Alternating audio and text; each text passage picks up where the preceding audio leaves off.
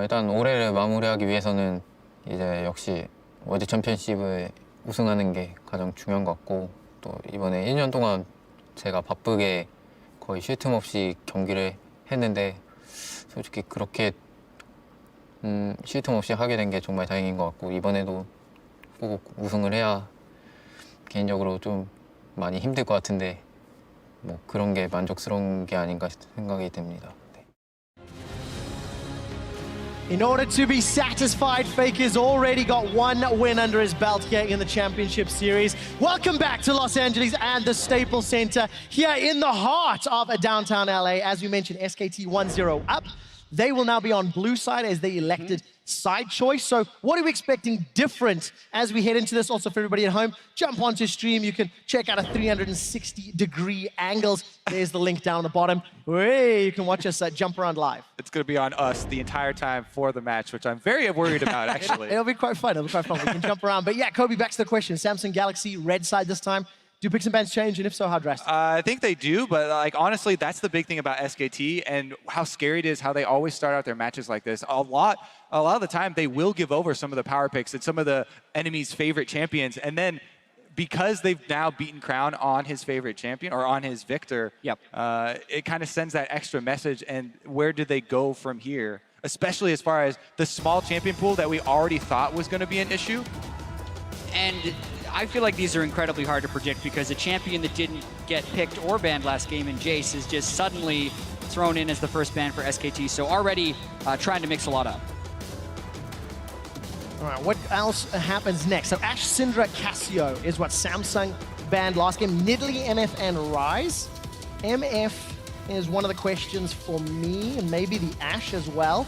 Olaf banned away by SK Telecom. Don't want to give that first rotation red side to Samsung, and of course the fact Ambition 5-0 on that champion. Yeah, and there's also the added question of whether or not SKT want Bengi to play Nidalee again, or if they have to ban it on the blue side, or if Samsung thinks he's respectable enough on the Nidalee to ban it. So that also cuts down on the potential bans. With Olaf already out of the table, the difference between the next best farming jungler is so vast. So many mid laners are getting through because of these changes, though, and because of the kind of expected last ban there. So I'm very curious to see what we'll get through. If Rise is probably going to get through now, and both of these guys have had very good performances on the Rise. The but Nidalee next one? The jungler. This is SKT forcing Samsung to ban Nidalee almost, because they're really trying to make Samsung's pregame plan irrelevant as far as the ban phase goes. I like what they're doing here, putting the pressure on Samsung in the ban phase. The Lee Sin also very highly prioritized and could very well be picked up now. We'll see if they will go for a first jungle pick after the 3 bans that have already been sunk into that role. Samsung opted for a blue side Zyra first pick. It is open and available once more. This time though, MF is as well. So does that dissuade you from picking it? Obviously, pressure on the top lane, the jungle pool as well. So there's pressure in multiple lanes here. Yeah, both of these support players have definitely put in some time on Misfortune. And that is definitely a very scary counter pick. But yeah, that Rise I was talking about rears his head. Faker, we may get to see him play one of his most famous champions. Yeah, he crushed all of Worlds with it last year. He was the only dude playing Rise, and then he had a bunch of big games. Yeah, it's scarce this year, right? And it's his most played in solo queue on the North American server, but this is the first time he will actually be playing the rework Wise in competitive, so very excited to see it. Hope he uses his skin, though he's not famous for using skin. It's one of those things you'd love to see. We haven't seen that tumble on stage just yet. All right, Kobe, $1 million question. What is the next round of picks here for Samsung? I mean, I like the hovers that they're already hovering right now, just because, like you talked about, with the Misfortune up, Zyra also does drop in priority. And the speed boost and shielding of the Karma did prove to be extremely important for those mid-game plays. It's also cute what's going on here right now, because just because Samsung has picked Karma doesn't mean they can't pick Zyra or counter a Zyra with the Misfortune, because they can always throw it back. So it means SKT have to be very careful about locking in a Zyra if they want a Jhin Zyra lane, because Samsung can turn right around and give him an MF if Crown was to play Karma, which is not one of his main champions.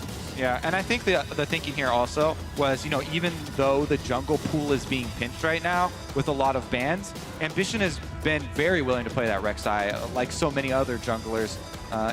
and could very easily just go with either the Rek'Sai or the Skarner, one of those tanks for the front line. I still do think that Samsung are going to go with one of those sort of standard sturdy team comps where they got the front line to protect the Caitlyn for later in the game. Especially when you see how well Ruler played that late game. You can take a look at that 90 caliber net and flash, and ended up costing him towards the end of the game. Poppy's still up for QV as well, and some options for Samsung. Ambition has been practicing Kindred on a solo queue account, and it's going to be locked in, which is the first Kindred we've seen at Worlds. All right. The last guy I saw playing this was Maple in the LMS finals over there, so that is an old pick there. I actually think it's a decent pick against Lee Sin here. Especially, you know, if it is going to be a long game. The Kindred is going to be a huge DPS threat. And we'll see if, you know, Karma's going to be on triple duty now. A very high DPS backline for him to keep protected. No front line for Samsung yet, though, but you can anticipate, obviously, Poppy or similar in the top lane, or would we maybe go something more poke or different? I think we don't know, and I like the fact that Samsung has given QV the counter pick in the top lane. SKT in their series against Rocks almost always left Duke for the very last pick, so they're going to go something kind of safe like Gnar. That means QV could cannon into it if he wants to have the lane advantage if they lock in the Gnar. Yeah, and also remember that the Kindred with the ultimate, since we haven't seen it in so long, does provide a lot of extra security for that backline to rely upon as well. And since they have so much damage, a lot of the Kindred is fighting over the territory of the ultimate. If you have the extra damage to push them off of it, then that could be huge. And there's that cannon for the flanks, but also the 1v1 potential. Insta-lock cannon. Jat, I think your words were pick in game 2 stronger early game. I feel like they've done that. Well, it's about having the shoving lanes in as many lanes as possible, and I think the Cassiopeia Rise is a skill matchup, but the Kennen should be able to shove, and the Karma Caitlyn should be able to shove. And how fitting is it that he goes back to the Kennen pick? The Kennen pick, one of the biggest improvements that QV made, practicing it a bunch in solo queue for the Gauntlet, which got them here to Worlds. And now they're at the last leg in the finals, down one game, looking to make it work again. And it's a really tricky team composition that Samsung's pulling out here, so they will need team practice on the Kindred lately as well, because this is 5 squishy champions. This isn't that sturdy tank line that they had previously, so they're going to have to be able to play pretty fast if they're able to get a lead, if they want to close out this game. It also does bring up all those, you know, plays around objectives, because Ambition has been so good with his smite. Now you have to also take into account, is he going to Kindred ultimate, bait my smite out, and then you wait for the duration, as Smithy did at MSI. Well, going to be a lot of questions that SKT have to answer. And also, can Samsung pull this team composition off? You guys at home, jump onto Twitter, let us know the big moments of tonight using the hashtag #WorldBigPlays. Also, check out the 360-degree streams over on lolesports.com. You can actually check us out. Jumping up and down now as we load into game 2. SK Telecom have got themselves a 1-0 advantage over Samsung Galaxy. And QV loads up with his 3-0 Kennen. Let's see if he can lead the way and even the series at the end of game 2. Plus, we got Faker's Rise. Like, we're just jumping over is! that one. Yes! He's got the skin. Championship Cup So I guess he'll wear his own clothes. on his I think back. that's the way it works out, right? Honestly, though, this does play into our story of SKT at this World. They've been the most outspoken, the most confident that we have ever seen them. This is a team that is used to winning the championship. Yeah, and Faker's going to want to get enough skins so his entire champion pool can have SK. Which would be every single champion, honestly. This guy plays Aurelia in the mid lane. He played Bachelor Yi in the mid lane. Riven popularized. He played Olaf in the mid lane at Worlds last year. Many of those picks were. All right, well, let's take a look at the level 1 here, because no deep wards this time around. No scouting of the jungler starts. Minions have spawned. We'll see if there's any sort of, you know, top laners faking, taking damage from Krugs, trying to play those mind games of making the enemy guess where they've started. I want to take a look at how this early game plays out, because Samsung fell very far behind by the time we hit that 15-minute mark, and they cannot afford to do the same thing with this team composition. Yeah, and it actually happened because Faker was able to get an early shove in the mid lane and get a deep ward to find Ambition in the jungle. They also had a ward at the very beginning of the game to find him in the jungle. So the first ward isn't there this game, but there's a very early peek, actually. Exactly, from Samsung again. They did it last game, they did it this game. Pink ward before the minion spawn. Crown goes over there. right, I'm actually kind of disappointed in Bengi. I didn't see, he doesn't have his SKT skin. Where's the coordination, boys?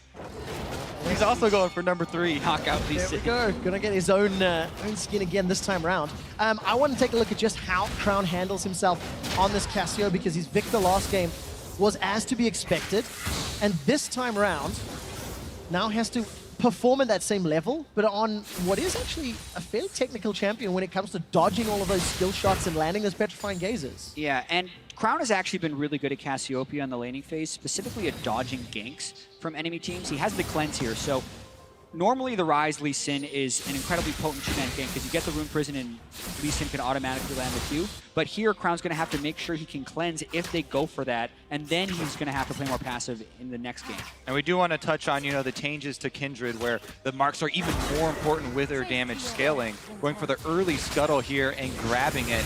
Already off to a good start there for Ambition on the Kindred. Our new flavor pick. We have to have a surprise here in each best of 5 as we move forward. Ooh, actually, what he did there, I think he pulled the minions far enough so that Ambition was able not to drop into Fog of War, but I think he just revealed himself there. So the question mark did go down, and it looks like he gave up a little bit of info. Yeah, but he took a lot of harass on the minion wave just to try and freeze it towards his turret. Faker now getting a little bit more aggressive to make sure the wave hits the turret and can then bounce back. Both of these two mid laners do excel at getting the minion wave in the right place. So you always have a chance of stacking up minions to crash them in the turret, but you spend a small amount of time in basically danger of ganks. Great delay there by Crown just at the end.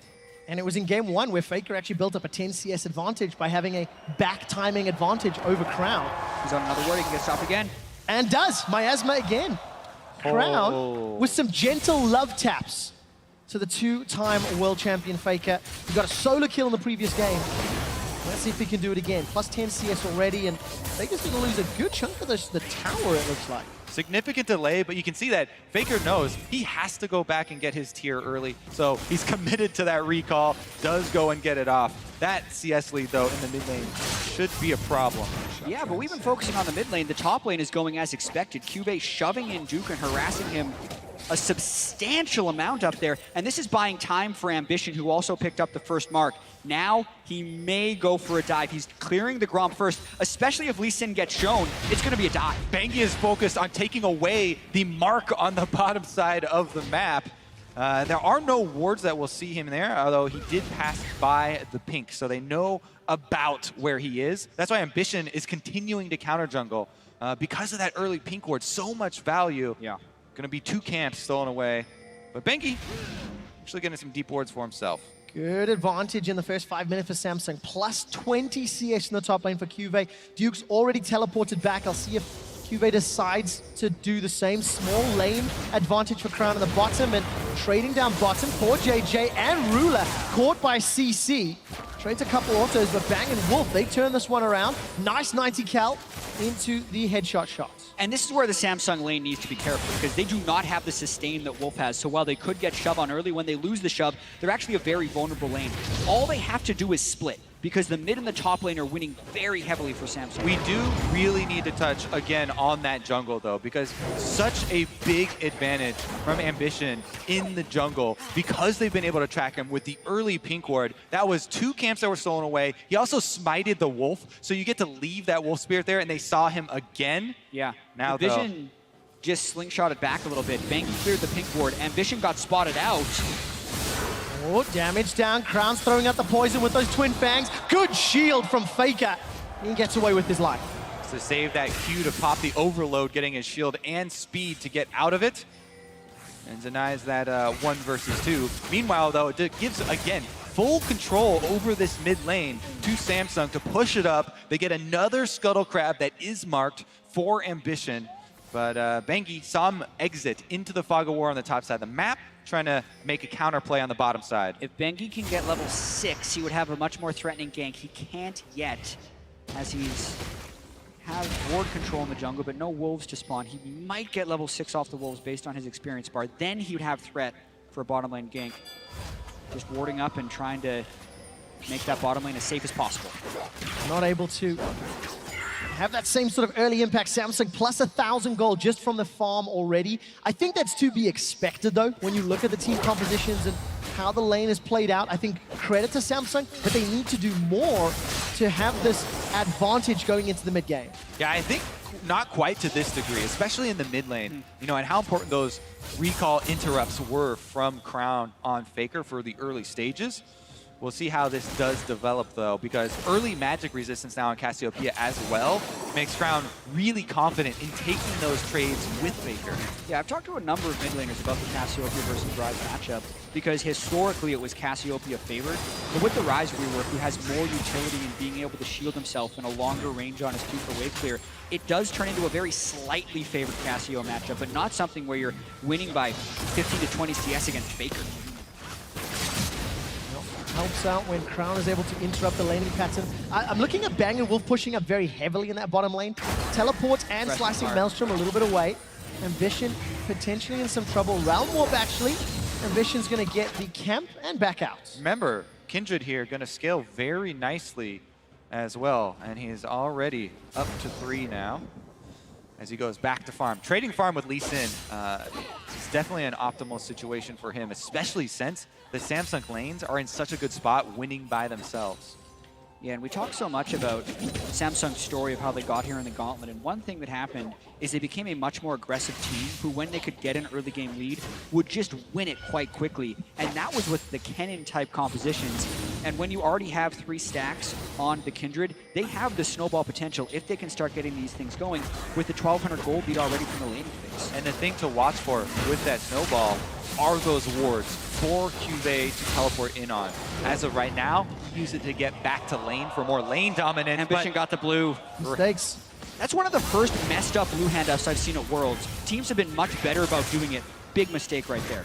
Well, Jungler's now gonna be meeting toe-to-toe. Level Check. 7 advantage for Ambition. Gets a ward down. Lamb's Respite is available. Tidal Wave captures both of Samsung Galaxy's bottom lane. Ambition with the Lamb's Respite. It's first blood to Ambition. Body block on the first 2 shots from Wister. The third and the fourth gets nobody. Beautiful. Now Faker's the target. Gets caught out by the red buff. Slowed down. Crown looking for a target. They may want to go for a dive. Crown's full health with both summoner spells up. All summoner spells are up for SKT though. They're closing in, trying to push the minion wave first, and there goes the counterattack from Ryze! The Realm Warp not going to be enough to go for range, but the flash does. Now, Faker and Wolf, they're in enemy territory. Gonna back away. The threat alone means no further engage. It's a 1-for-1 trade. What an impressive counter right there. They know the only way out is forward. They charge Core JJ and do grab the kill, but still, this game, the early game has been going so heavily in favor of Samsung,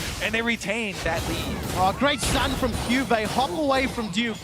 Means that there's no kill yet. Actually, Duke's gonna Mega Gnar out. Crown's decided to pick a fight. Exhaust is already used. Miasma's put on the floor, and Crown cleanses away. No kill yet. Summoner spells He burn. burns every summoner as well as knocking the back. And just to rewind a little bit, there was so much awesome that happened in that fight.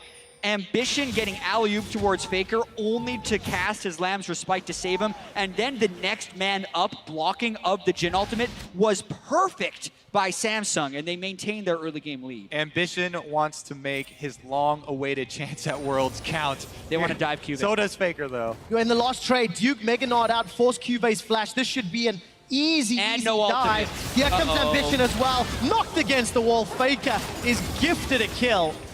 And they just made that look easy. And we talk about the ebb and flow of the map. There's no counter play here really open for Samsung. The only thing they're getting is a ward deep in the red side jungle. But again, let's look at this Ambition play. Yeah, he's able to get a lot of damage on Bengi, but then the alley-oop right to Faker, but he lands, is able to cast his Lamb's Respite, and then Bengi can't make it in. Kills him as he's trying to cross the line. You shall not pass. To get in. Then here again, body blocking Ryze is so important because of the overloads. Ruler stands in front, uses the heal early so he has more healthy. Jhin ultimate, last shots don't do as much, and this is the beautiful counter attack. Right here, they're trying to make a 4-man dive happen, but Faker just zooms forward onto Core JJ, and they're able to take advantage of the long range of Jhin as well to assist, and that completely stops any gank. 200 gold now separates these two teams. So 2 kills for Faker in the last couple of minutes. And Ambition is up to 4 stacks on that Kindred passive. A kill into Bengi, plus First Blood gold in his pocket as well. Those CS advantages been chipped away from. As you can see, it's an even game mid, and Duke, while yes, it's still 20, relieved a lot of pressure with that dive up in the top lane. No flash for QB in theory should make him think twice about pushing so far forward. Yeah, because this matchup actually can swing back to be Gnar favored if he's able to get Spectre's Cal and Frozen Mallet. So it's very important that QB stay ahead of the curve there. Incredibly important gank, and the ebb and flow Kobe was talking about, it was a little bit enabled by Crown staying bottom lane to burn the 4 summoner spells. Now they're trying to get it back. Those 4 summoner spells are down. Here comes a Kennen with an ultimate. Cheeky play there over the back of the Dragon Pit. Pink Ward, so they know there's nobody to see them. Bang and Wolf have no summoner spells. The teleport's coming down from party. Duke. It will be a Mega Gnar. Slicing Maelstrom. Stuns SK Telecom. Duke Mega Gnar's out. They've traded 1-for-1. Ambition doesn't get the respite down. Faker Realm warps in. Gets the reply kill. It ends up being a 2-for-2. SKT can equalize plays that no other team can equalize right there. It looked like a 5-man party for Samsung, and it's just a 2-for-2. Absolutely insane. Faker crashes the party, adds another kill to the list for him, and that goes horribly wrong for Samsung. Let's take a look at the setup. Look how quickly Faker starts to rotate from mid lane.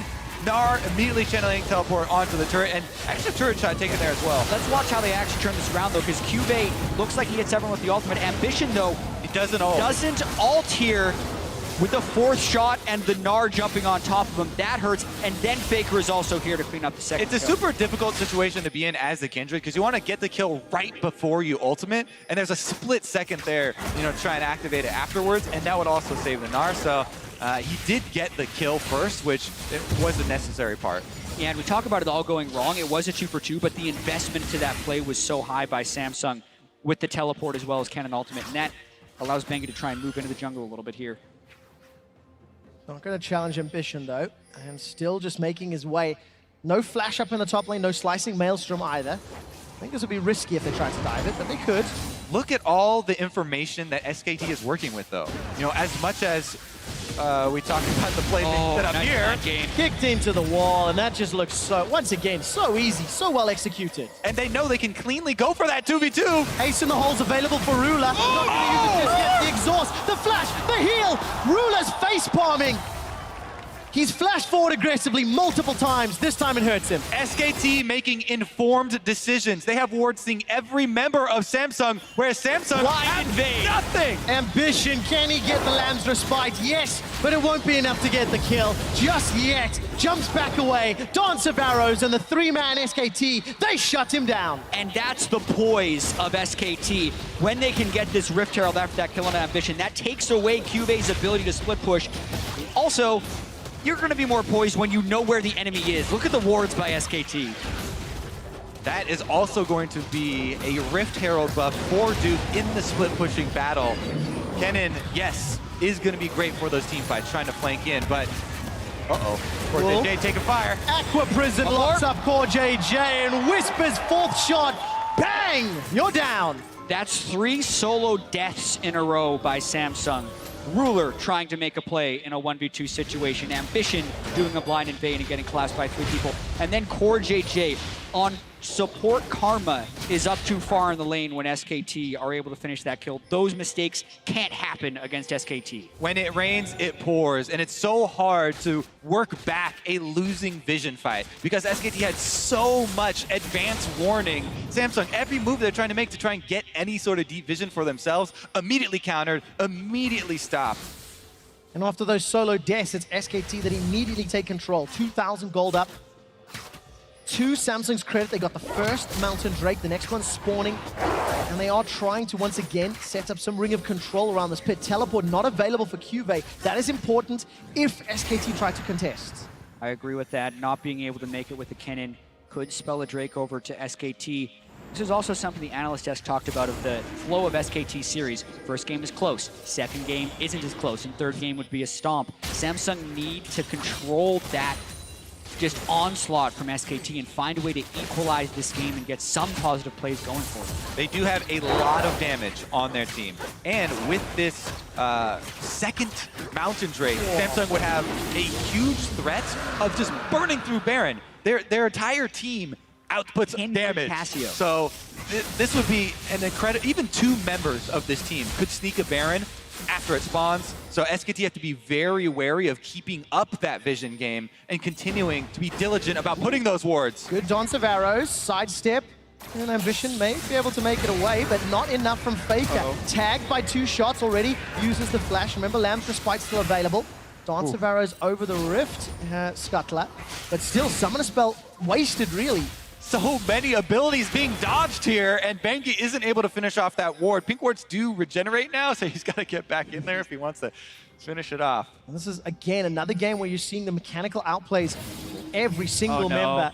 Level 11, 12 rather on Faker. Round Warp comes in. Cube's got Slicing Maelstrom and Flash. Got no minions under the tower. Got an approach belt forward. Duke takes a turret shot. Flash forward for Cube. Looking for the lightning shuriken. Shut down. Duke with the boomerang. It's incredible the speed at which SKT make their calls. As soon as the information comes in, they say, oh my goodness, Ambition, Crown, they're invading our jungle bottom side. Faker, what does he do? Immediately moves top to go make the play with his ultimate on Rise. They camp that side. They're gonna get the first turret on top of it. And SKT so willing to play around Duke this game. He was picked into a bad matchup. Samsung saved their last pick for Cube, but that's about all they did for Cube because Ambition has been down on the bottom side, and that's the 3rd unique champion SKT have sent top lane. This time it's Faker to help out with Duke. Duke takes the turret early.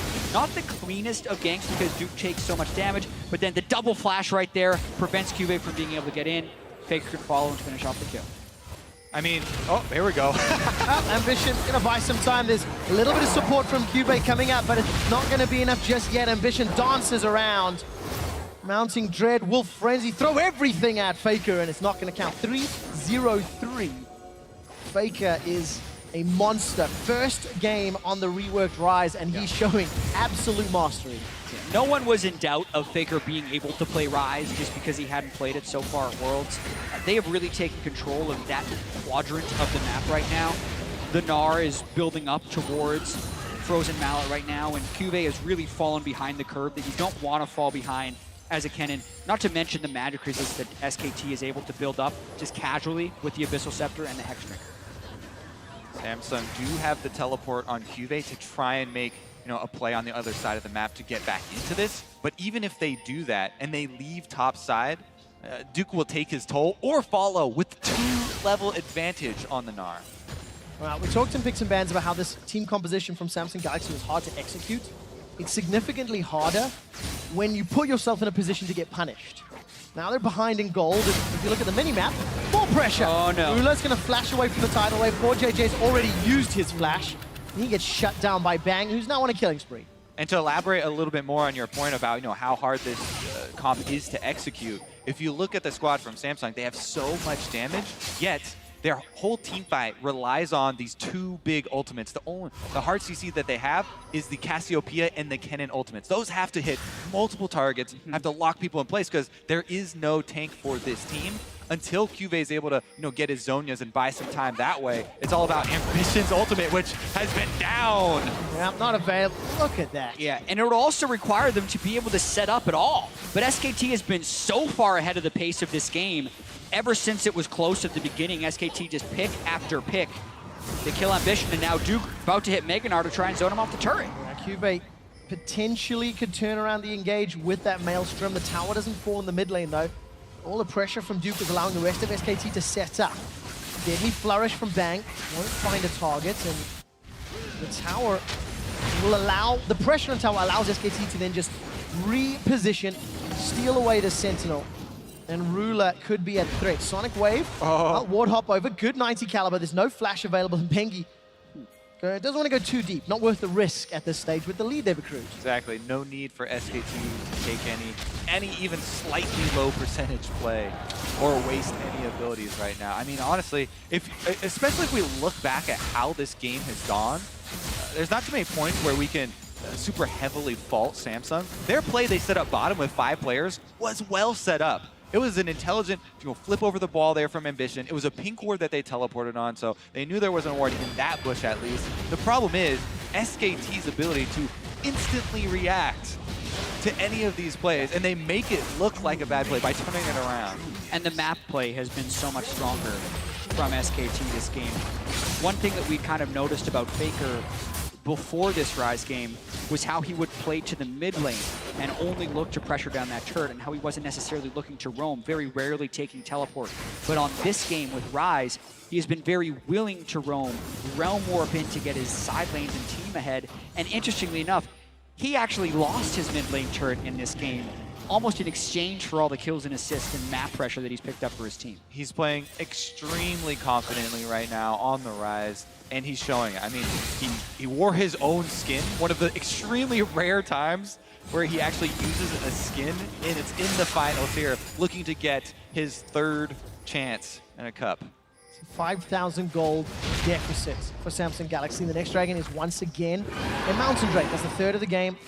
And Samsung have teleport and Cuvee. They've got 2 already, and there's Baron spawned, but they're not going to risk that just yet. Looking at the minimap, pressure going up towards that lane. Yeah, you can tell that SKT have this in mind. They know that there are already 2 Mountain Drakes on Samsung. Samsung do have a lot of damage and convert it down. That's why Duke is hovering around the Baron while they go for this Drake. They're covering their weak side of the map. All right, while the dragon was being taken, taking a look at some cooldowns that have been used. Bang fired his curtain call. Crown has used, I believe, both Petrifying Gaze and Flash as well. So there was some sort of exchange in the mid lane where Crown is now down a summoner spell. And Faker just gets 75% of that tower HP. It's just relentless pressure, and Bengi's behind core. Yeah, poor JJ's in so much trouble. The tidal wave will hold him in place. Exhaust buys enough time for him to flash to safety, but the tower goes down. Faker's realm warped in looking for Ruler. Lamb's Respite will buy some time. Faker's caught in a trap, takes a lot of damage for his troubles.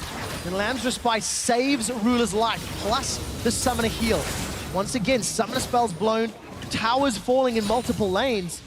And SK Telecom, in SKT fashion, taking control of Game 2 more confidently than Game 1. Yeah, and you think about the way Samsung would want to try and get back in this game, it would be a flank teleport from the cannon. But the amount of map pressure that Samsung has is so low that Wolf is almost always going to have his exhaust for the cannon, and the forward targets like Duke are always at full health in the split push game, so more controlling action in Game 1.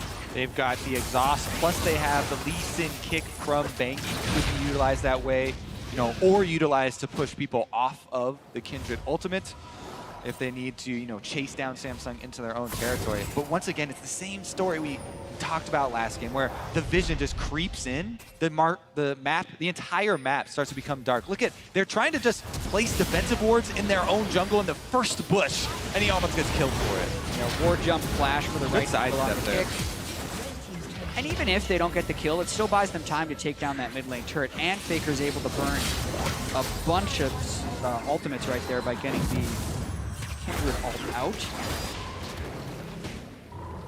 It just means Samsung Galaxy are once again playing from behind. In Game 1, they were down 5,000 gold at 25 minutes. That is now 6,500 gold in Game 2.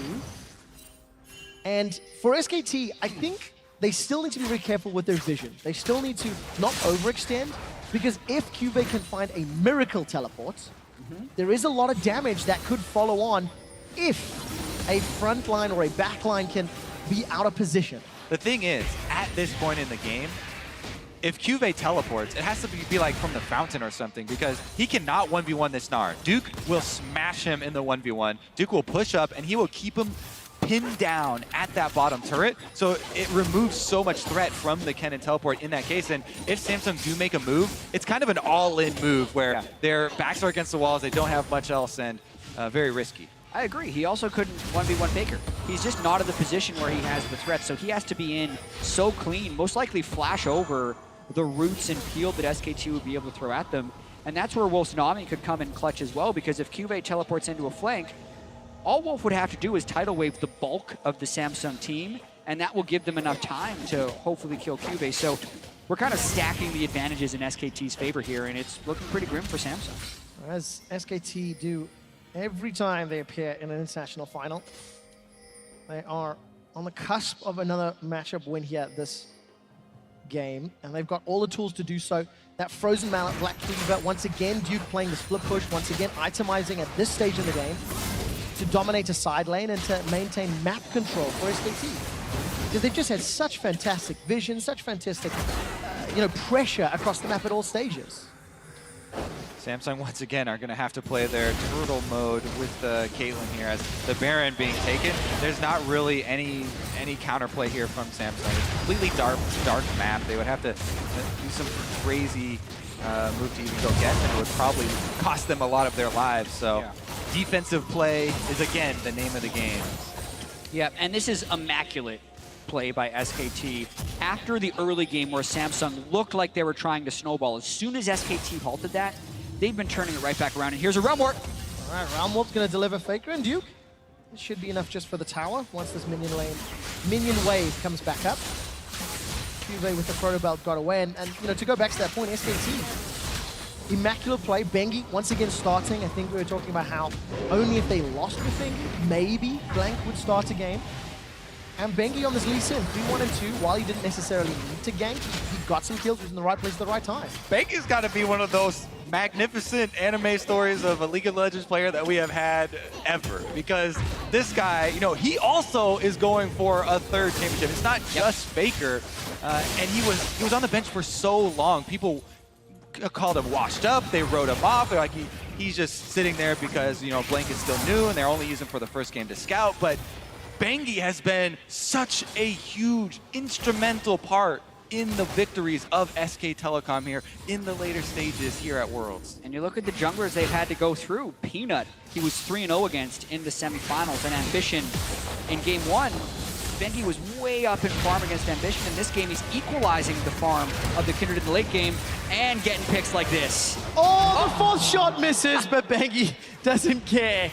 He jumps in. Oh, while we were looking at that top lane, Faker had a 3-level advantage over Crown. Crown was just equalized. It's now 17-15. But look how easy it is for SKT to just push this. It's 10,000 gold before 30 minutes. Yeah, and they make it look easy because obviously this isn't easy. Otherwise, every team would do it. They have so much control with the wards in this game, and they're always all on the exact same page when they're going to make these plays quick shot. That's what's so impressive. Well, it's so unfortunate for Samsung Galaxy in their final for the first time with this roster. Not even really able to advance through the LCK playoffs, but they ran the gauntlet. The fairy tale story and the amount of pressure for these guys that they've put on themselves. Unfortunately, they faltered. 3 solo deaths is what allowed SKT to just start the snowball. Definitely can be very happy with their run here at Worlds, though, and they are getting, you know, that experience on Ruler and the big stage, and getting some of those nerves out as far as the play. And especially Crown has really shown up and impressed a huge amount of people, definitely getting his name out there as well. Yeah, but this game also kind of goes to show the momentum for SKT, because the first Baron they picked up in game 1 was, you mentioned, a very low Baron power play, 2,800 gold. That was when Samsung had a lot of wave clear champions. Here, they had still wave clear champions, but SKT is up to nearly 6,000 on this Baron power play. With all that being said, though, we're 1.5 games in to Worlds. Well, that's a dead ambition once again. Oh dear. Now Bang is going to be the target. The Esma tidal wave. Cuvée can't find anybody more. Slice of Maelstrom is down, and all of a sudden, Duke turns the pressure around. Bang, bang, unstoppable as Cuvée is shut down. Duke going to be able to Mega Gnar out. Not too long. Hops forward, looking for more. For JJ. Kicked against the wall. Locked against the wall. Duke gnaws Crown. Petrifying Gaze. Not going to be enough. And Duke will get popped, but just the GA. Round one from Faker will allow him to get a double kill onto Ruler at 30 minutes into the game. SKT, they still have to run back out and kill an inhibitor tower. You can't help but just applaud SKT for that play, because you call them a slower, methodical team, but when they have the advantage, they do know how to take it. Ace inside the base without clearing out the inhibitor turrets. They managed to get everyone in there, and they might push for the win here.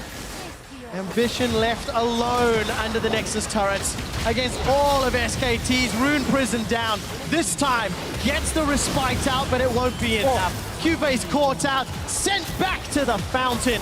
The Samsung Galaxy, they cannot defend their Nexus. SK Telecom jumping forward for more. Core JJ on the steps of the fountain is killed by the god Faker himself. And SKT are 2-0 in the finals. And that's the type of defeat you don't want to have if you're Samsung, because this is the momentum building of SKT's War Machine, as they are now 1 game away from their 3rd World Championship in 4 years. Distraught looks on the side of Samsung Galaxy, because this was a heavy-handed defeat. It is incredibly demoralizing to play against a team like SK Telecom, where you really do feel like whatever move you take, whatever option you choose is still, even if it's the right option for you, still countered by this team.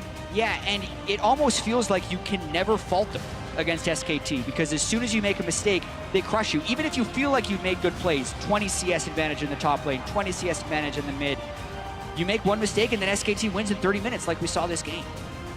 Crown looks broken. Last player to leave the stage, head hanging low. And he's doing everything he can, but when you look at the silence, when you look at those solo deaths, giving up all of the advantages to SKT, you cannot afford to make those mistakes in a final, and you sure as hell cannot afford to do them against SKT. I mean, let's send it over to the analyst, because that game was pretty quick. From Kobe himself, let's send it over to the analysts. They don't want to deal with that game two. They want us to deal with game two. So, gentlemen, much in contrast, as a beach ball makes its way down to the analyst desk, to game one, this was so much more in control from SKT for the entirety of the game beyond that maybe 5 to 10 minute mark. Yeah, that game was a shellacking. That was incredibly one-sided. But I just want to, Duke against Rox Tigers was down 16 CS at 10 minutes, was getting destroyed this game. And we kept talking about it. Rox was sending 3 members towards that top lane. This game looked like it was going to follow a similar trajectory, but the whole of Samsung Galaxy overreached, got caught with their hand in the cookie jar, and got picked off one at a time. I mean, it started out great. So again, there was potential for Samsung Galaxy. We had ambition with the Kindred. It was kind of working out. At one point, we had Duke being pushed in the top lane queue. We had mastery over that lane, but then they weren't communicating well enough, top laner and jungler together, to set up a dive. And if you really don't punish a large CS lead with a dive and then leverage that advantage somewhere else on the map, then of course SKT will buy back. Of course, and that's what we saw. Look at the pick and ban phase itself. Not a fan of Kindred here at all. I actually think it's a really bad pick in this situation. I know it's easy to say now after they lost, but yeah, I'm just flaming the pick now. Because Lee Sin is good against Kindred, in my opinion, especially after level 6. You can kick the Kindred out. You can 1v1 her very easily. Nard, Displacement, another good one. Jhin is super long range, also good against Kindred. Kindred is good against comps with like Hecarim that like dives the back line. And it made sense with the Cassiopeia. Like, you want to protect her. She sits there and fires away left and right, and you keep her alive. But it wasn't good against everything SKT had. And it really is the big problem for me. I wanted Samsung to be way more competitive in the pick and ban phase to make this series close. They're still banning Syndra, still banning Ashe. They're now picking Kindred when they don't have to.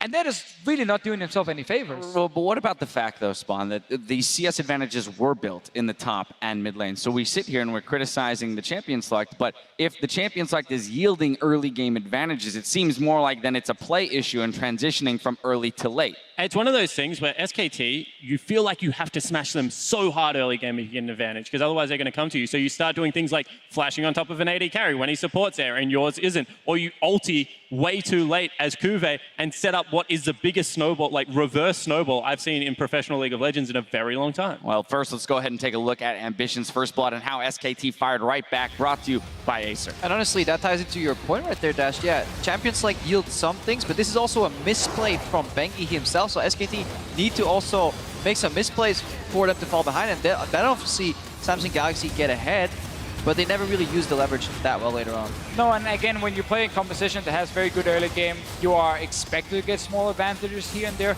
The problem for Samsung is then Faker can pull off plays like this. He clears the wave so they can't set up easy dive early, and then he makes an aggressive play when it was Samsung supposed to actually bait out a TP from SKT. And then he goes in surprise. And the cool thing about like the Ryze Jhin combo is Ryze can point and click instant W for 1 second. It's a 1 second snare. That's enough charge up time for the Jhin W to then fly and actually have another snare coming in. So it's a really cool pick comp from SKT, and Faker pulling off a play like that is why it's so hard to play against SKT. I was about to say exactly that, where it's SKT, we talk about their heads-up play all the time. They had already lost that fight, but then they find a way to get a kill back and equalize. Now I want to return to your point about the top lane. Kuve's deaths here, because he did have that early advantage, but then we saw time and time again, death after death after death, some roams to the top lane, some dives. and all of that. Yeah, and when you have a look at how this started, it's because he gets the stun and then he's late on the ulti. And this ulti not being available because he also has to burn flash in the run, in the chase that comes out of Duke is just so key. Yeah, it just highlights that you can't make those mistakes. Earlier, there should have been a dive on the Gnar because it didn't happen. And combined with the fact that this was a really poor ultimate here from Kuve, leaving him outtraded on the back end. Because if he has that ultimate, that's zone for Duke not to chase. But because he got so low, it allowed SKT to do exactly what they're doing on the replay right now, which is dive once, dive twice, dive 3 times. And at that point, the cannon is so far behind in the matchup that, as the casters pointed out in the game, he can no longer teleport anywhere without losing turrets. Therefore, it's so easy for SKT to play the map. Yeah, they pull the map apart. And, you know, you have to give further credit to SKT because we're talking about how Faker is a stay-at-home mid lane. He wants to be able to chip away the turret. This time, he just continually roams top lane. Like, those are instrumental ganks that completely shift the power of that cannon pick. It's once again the reaction from SKT. When they know a play is about to happen on one side of the map, they can move down and react to it and then counterattack it.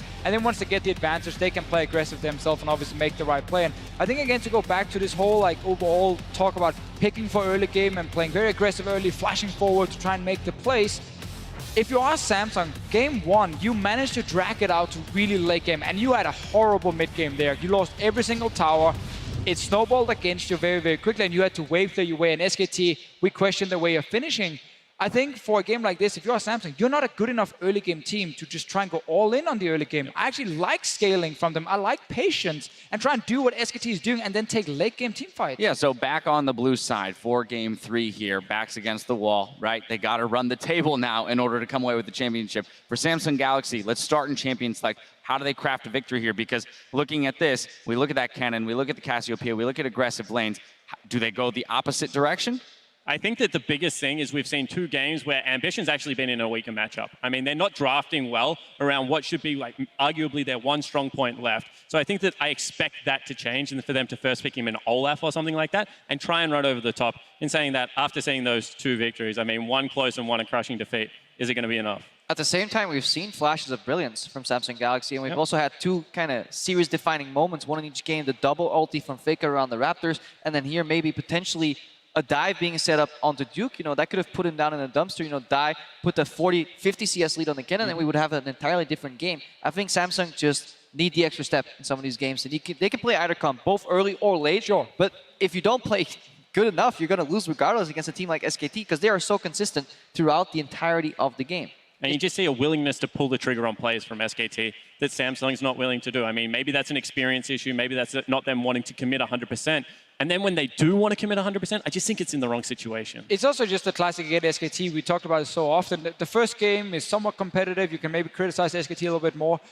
And then second game, it started okay. A big play's about to happen. It gets counterattacked by SKT, and then mentally you just fall apart completely. Yeah. And game 3 then tend to be a really one-sided game, and that's where we get these very easy 3-0s for SKT. If the first game goes the other way, maybe you get a more competitive series. In this case here, SKT are looking fantastic in both pick and ban phase, and especially here in game 2, and they look to just close it out. 1 game away from another 3-0 for SKT. Don't go anywhere because match point between SKT and Samsung Galaxy is coming up next.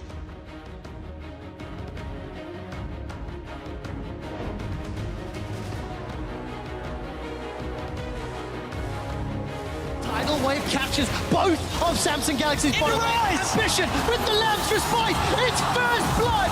Ace in the hole's available for Ruler. Not going to use it just yet. The exhaust, the flash, the heal. Ruler's face palming forward, looking for more. More JJ. Kicked against the wall, locked against the wall. Duke gnaws crown. Petrifying gaze, not going to be enough. And SKT are 2-0 in the finals.